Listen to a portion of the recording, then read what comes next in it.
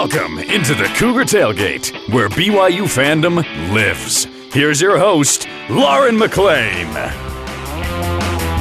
What's up, my friends? It's a snowy winter day today, but we're going to warm you up a little bit by talking about none other than national champions. Think 1984 football, 2004 men's volleyball, 2019 men's, and 2021 women's cross country. Listen, there are a lot, but this topic is, of course, on the heels of BYU women's soccer making it all the way to the national championship game on Monday, making history by going farther than any BYU women's soccer team ever has. Such an incredible feat, and I personally think the offsides penalty was actually a goal, but I digress. Joining me later in the show is CEO and CTO of Smarty Streets, Jonathan Oliver, to talk about the success of not only women's soccer, but all the women's sports on campus since his company signed an NIL deal for all BYU female athletes. So cool. But first, here with me now is the CEO and national champion, incredible, of BYU fandom, Jason Shepard. What's up, Shep? What's up, Lauren? Look, I don't know if people use business cards anymore, but if I had business cards, I would put that on as my title. I like that. I'm going to use that. You should. Well, when I was at BYUtv Sports, we actually got like 1,000 business cards each. And I think I maybe used 2. And it was like when you go to restaurants and it's like, here, enter for a free meal. And you throw in your business card. I think that's all business cards are good for anymore. Because, I mean, at this point, everybody can just send their contact information like from cell to cell. So like business cards. And I was in the same boat. I was offered the same 1,000 business cards that you were. I chose not to because I knew I was just not going to use it. I mean, they were super cool. I would like place them randomly on my desk just so I could stare at them, but that's basically all they were for. All right, we're talking today about the impact a national championship or close to it can have on fandom, Shep. Let's start with women's soccer's recent run to the national championship game. And man, what a team. The best team in BYU history. So awesome. And way cool that they get to say that. So many gifted athletes from top to bottom. Shep, you were able to cover the team this season, and BYU women's soccer year in and year out usually has a really great following, actually. Southfield's usually packed. But this year was different. From what you saw, how did their run to the top change what you saw as far as the fans go? Well, number one, you're right. This has always been a program that fans have followed and have supported. And let's be honest, one of the reasons that they supported them, not just because they're BYU fans and they want to support everybody within the athletic department, but this is a team that just year in and year out also wins.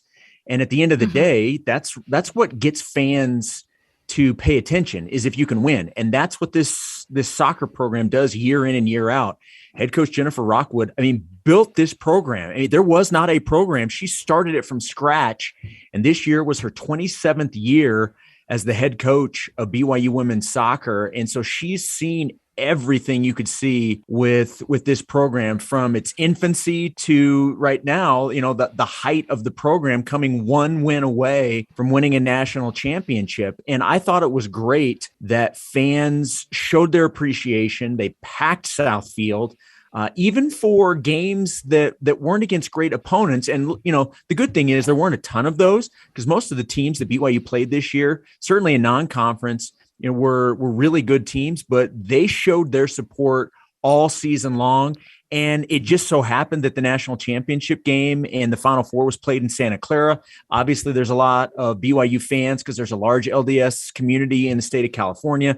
They showed up in droves, and the championship game was essentially a home game. You're talking about Florida State, who has to travel across the country. Obviously, there's going to be some fans in the area, and most of it's going to be family that are going to travel. That place was filled with BYU fans. So it was really cool to see the fan support for this program. And by the way, I agree with you. That offsides call was ridiculous. And here's my whole thinking on it, Lauren. And you can agree or disagree. If it's as close as it was, you let it play out. It's like in the NFL now. Yeah. They used to blow the whistle dead regardless of the situation. But now if there's a chance that maybe it was a fumble or not a fumble, they'll at least let the play go without blowing it dead, so that if they do find out that they should have let the play go, they did. And so it doesn't necessarily halt the play.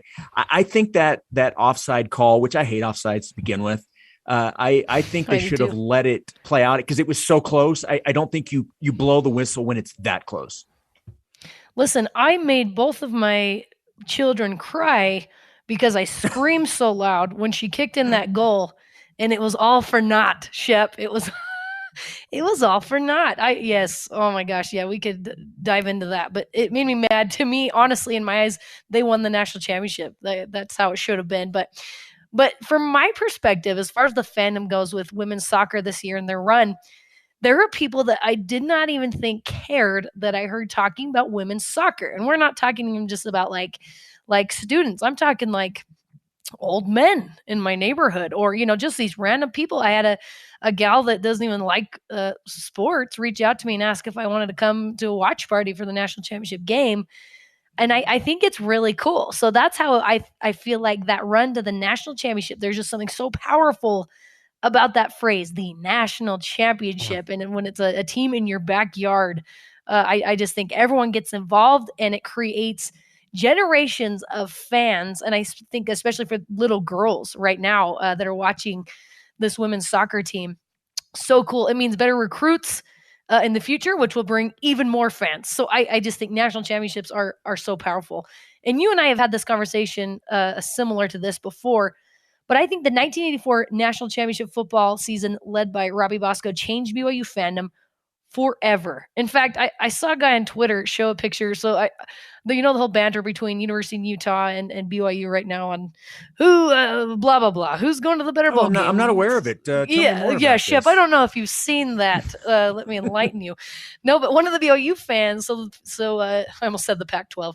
Utah showed a picture of their conference trophy, and the guy, whipped out a picture of the 1984 national championship trophy, which it's been 37 years, Shep.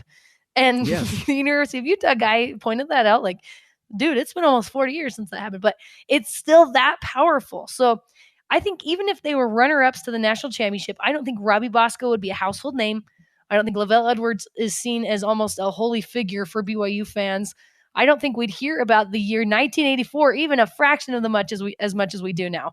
And that's how powerful a national championship is to a fan base. What do you think? I agree with you 100% that it just changes everything when you win a national title. Look, I was alive in 1984, but all of my memories of the 84 championship, I've had to go back and learn because, number one, I wasn't living in the state of Utah in 1984, and I was 8 years old.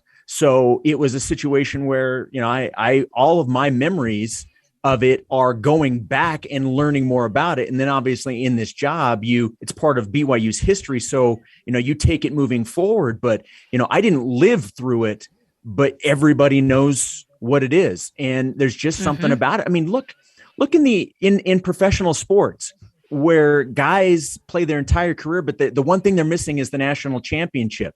While it's not something that they sit and pout about the rest of their lives, but they all say, yeah, it's the one thing that was missing. And because it's that important, it's validation that you were the best at what you did. And that's what I was really hoping that this women's soccer team, they were going to get that validation because they deserved it this year. Everything that they went through after last year, their eye was on the prize this year, and they were so close to getting it. Now, not getting it doesn't mean it wasn't a great season. It was the best season in BYU women's soccer history. I just wish for this group, they would have been able to taste that victory because I think they deserve it. Absolutely. And what came to mind when you were talking about people looking back on their careers and saying that's the one thing that's missing? I thought immediately of Karl Malone. Karl Malone, he fought so hard to win the finals, the NBA finals. So much so he moved to the Lakers and it didn't work out so much for him. So I feel like that's one of his biggest regrets. And so I feel like Karl Malone is such a huge name. What are some of the other big names? Jimmer, Steve Young, Danny Ainge, Taysom, Fred Warner. Now Connor Mance, honestly, is becoming a big name. So I feel like individuals can make a big impact and become household names, but teams cannot unless they have reached that highest level. Like nobody became, I feel like people became bandwagon Utah Jazz fans those years they were really good, but nothing beyond that. But like the Warriors, right? Because they had what it takes, the Lakers. Right? Yes. Yeah. No, sometimes that's what it takes, though. That's how some people become fans of different things. Yes. To your point, there are a lot of Jazz fans today who weren't Jazz fans before 97 and 98. But because of that run, they became Jazz fans and are now still Jazz fans. There were probably a lot of people that weren't paying a ton of attention to BYU women's soccer. But because of the run that they went on, it piqued their interest. And not that they're bandwagon fans, but it's something that brought it to their attention. And once they saw it, they realized how much they liked it.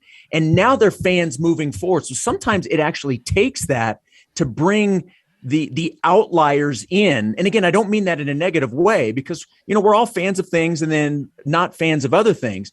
But being able to have something that kind of brings you in, that's what can make you a fan. Absolutely. I 100% agree with you. And you mentioned even going to the national championship, right? Or the NBA finals or whatever it is can create those big fans, even if you don't win it. It's years down the road when you look back that you don't necessarily remember the teams, but definitely going that far can create some lifelong fans. So as far as BYU goes, you have men's volleyball winning the national championship in 2004. And I feel like that men's volleyball has exploded since then. Don't you think, Shep? Yeah. Since that 2004 national championship there's no question team. about it. Yep. Everybody loves a winner. And men's volleyball has done that. Women's volleyball has done that. Women's soccer has done that. And and we've talked about this on different weeks. It is a great time to be a BYU fan because really, regardless of the sport that you follow on campus, everybody is winning at a high level, and that's really fun. Isn't that crazy? It really doesn't matter which sport you are the biggest fan of. They're having success right now. I really can't even think of one that's not. And obviously, shout out to men's cross country 2019 and women's this year for winning the national championship, and then the individuals as well. I hear people talking about BYU track and field now, which you would never. You would never before. So I think it's so cool. They're doing amazing things, and winning builds fandom, and it builds better recruiting, and it just kind of keeps going up from there. So I asked you, the fans, how BYU making to the national championship or winning it affects your fandom at Johnny Collier 97, which Shep, a little side note here. 1997, I'm assuming that's when Johnny here was born. He's 25 years old. That makes me feel really old. Does that make you feel really old? Born in 97. Very much so. We work with a lot. I mean, this having worked here, we work with a lot of very young people. Yeah. So I'm reminded very quickly and often how old I am. Anyway, Johnny, thanks for tweeting in. You said, I love whenever BYU does well in every sport. At Nomad Coog said, I've been a fan since I was old enough to go to a game with my dad. I love all of our teams through thick and thin. Our Cougs are enjoying unprecedented success, and I'm amped for all of them. My love of BYU sports never wanes, includes those who cover them as well. You know who you are. That was very nice. Hey, let me ask you. Oh, yes, go ahead.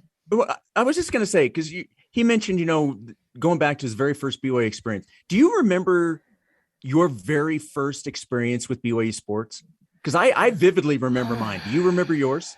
I don't know if it was my first, but I have a very strong memory, which was going to, I'm assuming they were playing an FCS opponent football game during the day with a bunch of kids in our neighborhood. And it was so much fun.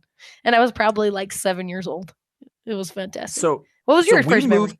Yeah, we moved to Utah in 1989. So I came here right at the beginning of Detmer's BYU career. So my very first BYU anything was going to it's back when the games were in the afternoon every Saturday. My grandma, because my grandma and grandpa were just huge BYU fans, my grandma took me to a BYU football game against Air Force. I remember exactly where we sat. We sat kind of in the middle towards the top on the east side of Cougar Stadium at the time. And from that moment on, I was hooked. I was a BYU fan from that moment on. That was where my BYU fandom started, was that very first BYU football game. In fact, my grandma is responsible for my BYU fandom and for my Utah Jazz fandom, because both of my very first BYU games and Jazz games, I went with my grandma. Oh, I love that. What a cool grandma. I want to be a grandma Yes. like that. And I'm Yeah. sure they were chatting your ear off since that day, like, you will be a BYU fan. You will be Yeah. a Little Utah little Jazz did fan. my And grandma like, know that taking me to that one game would completely change the course of not just my life, but my career and everything else. How about that? oh, I love that story. What a cool grandma. I hope she knows that. Shout out to everyone that tweeted in. Thank you so much. And Shep, you are fantastic as always, my friend. Thanks, Lauren. Always good to talk with you. Hey, you too. All right, coming up, what does CEO of Smarty Streets think of all the BYU women's team successes since inking an NIL deal with them worth over $2 million? John Oliver up next on Cougar Tailgate.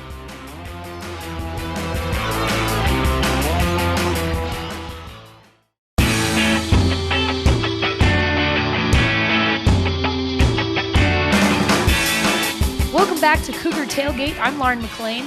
BYU women's sports are having unprecedented success this season, with multiple ranked in the top 15 in the country, cross-country national championships, and individual titles, and the best run in BYU women's soccer history, falling a goal short to take it all. And joining me now is the man whose company entered into an NIL deal with over 300 female student athletes, CEO and CTO of Smarty Streets, Jonathan Oliver. Thanks for taking the time during your coveted vacation, Jonathan. Well, thank you for having me. I appreciate being on the show. Okay, so I'm assuming you're a BYU fan, since you did this deal with the women's athletes. Where did your fandom begin? I would have to say that my wife and kids are probably more fans than I am. I'm a pretty big fan, but I'd say they're more fans. They really enjoy BYU sports, especially my wife. And so, yeah, I mean, I've been going to BYU football games forever and ever. And actually, I should say for me personally, my fandom began when I was watching, I think, BYU football with my grandfather. We would watch it on the television, and then he would turn the TV volume down and turn the radio volume up, so you'd listen to the audio broadcast from KSL or whatever it was at the time, and then just we would watch the game and listen to the game, and it was just awesome. So that was my very beginnings of watching BYU sports. So cool. I know a lot of people that still do that. And obviously, things changed significantly this year for student athletes with the ability to now get paid for their name, image, and likeness. And first of all, what were your thoughts when you first heard the NCAA approved this? Well, if I recall correctly, I don't know that the NCAA explicitly approved it. I think they were, I think the U.S. Supreme Court basically said, no, you can't do it the old way. You have to allow it the new way. And so, for better or worse for the NCAA, they basically said, okay, yeah, it looks like we have to do this. So here's Right. here's kind of how we want it to look. And I thought it was awesome. I thought it was great because, and granted, I'm not too, previous to this, I wasn't too involved in the economics of athletics and sports and so forth. But I just think it's great where individuals through their efforts can receive compensation for who they are and all the work that they've put in and invested. I see nothing wrong with that. So I think it's great to allow that. Absolutely. And I love that you talked about your wife and your daughters being big fans. So obviously you have some connection there with the female athletes just because of them. But what was behind your decision to join forces with every female athlete on campus? Well, so this when the built deal. Well, let me back up. When the NCAA ruling thing happened, I was really excited about that. I'm like, "Ooh, I wonder how this is all going to play out."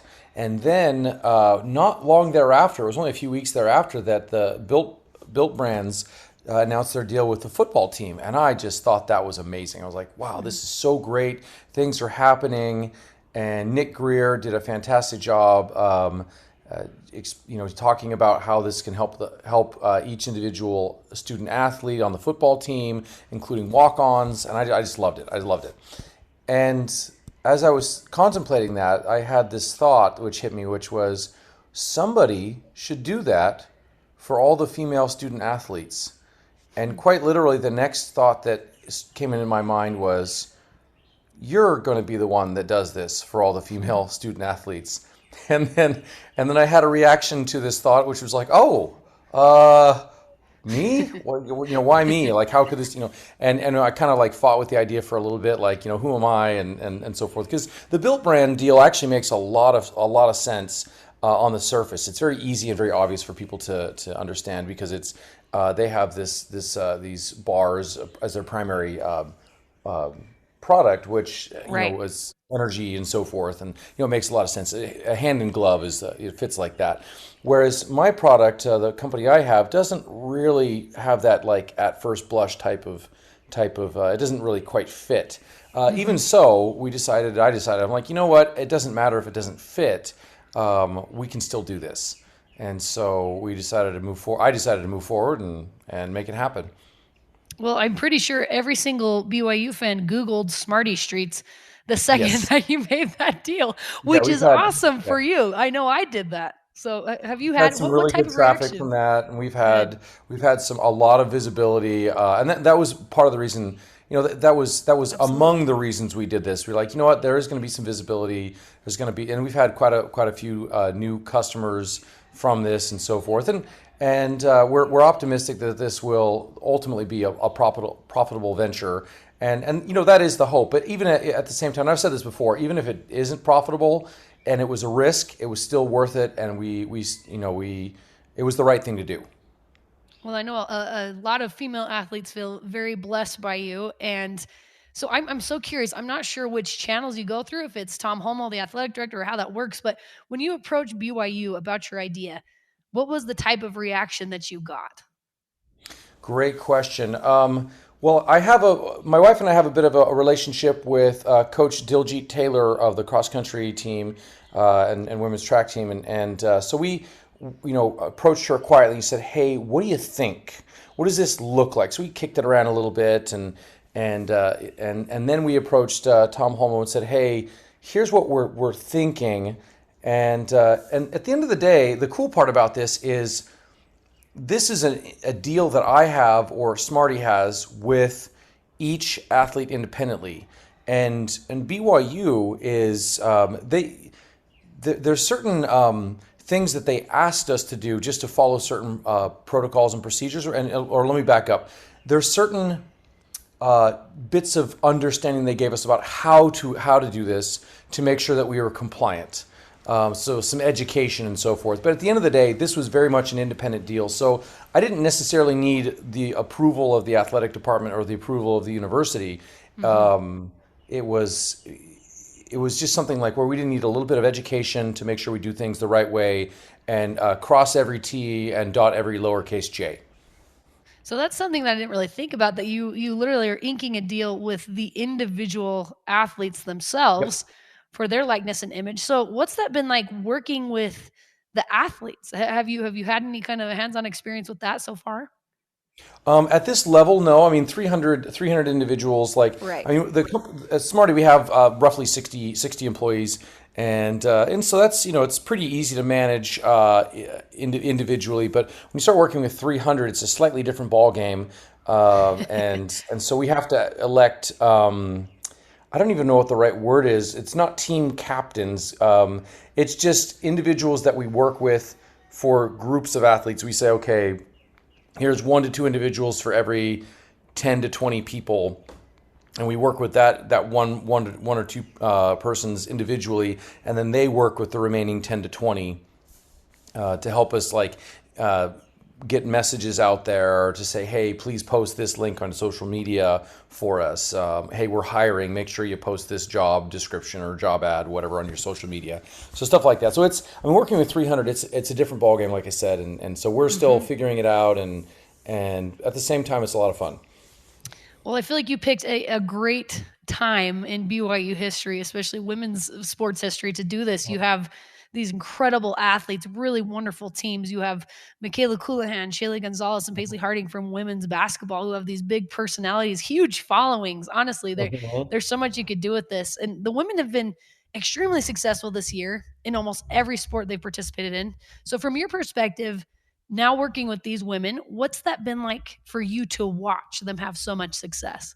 Oh yeah. Well, let me start out by saying, the season's only halfway over, so Right. we've got and when I say that, sometimes I say that tongue in cheek. I'm like, oh, a lot can still go wrong, but no, seriously, the season's only half over in the sense of the school year, the academic year is only half over, and there's still a lot of sports to be played yet, and we're really excited about all the different ones that are coming up. But even so, like just having interactions, I've had fairly extensive interactions with cross country previously, with soccer, before the NIL deal, and so just watching the hard hard work is like a really poor way to phrase it, because it doesn't even begin to scratch the surface of the effort that is put in by these athletes. I mean, I would put any one of them up against any member of the football team in terms of their effort and diligence. I mean, let's just even go with like Cougarettes, for example, not quote unquote a true student athlete by the official definition, but in every sense of the word, an athlete. They when they go to these different competitions, I mean, they'll practice for 8 hours, 10 hours or something, like some crazy amount like that. I'm like, I can't even begin to imagine how much physical exertion that is, to just be going hard for 10 hours straight. So I put any one of them up against any member of the men's basketball team, men's football team. They are true athletes, and just an inspiration to watch in every sense of the word. Oh, 100% agree. And don't get me started on the Cougarettes, because I used to sideline report for BYUtv Sports, and I would forget what I was doing, like on the football field, because I'd be watching the Cougarettes just in awe. They are amazing athletes. So much fun to watch. All right, CEO and CTO of Smarty Streets, Jonathan Oliver. Jonathan, thank you so much for taking the time with me today. I appreciate it. Thank you for having me. And that does it for us today. Thanks again to Jonathan Oliver and Jason Shepard for coming on the show with me. You can join the Cougar Tailgate virtually, of course, every Saturday at noon Mountain Time, or download, rate, and review our podcast on Apple, TuneIn, Stitcher, Spotify, or on BYURadio.org. This is Cougar Tailgate.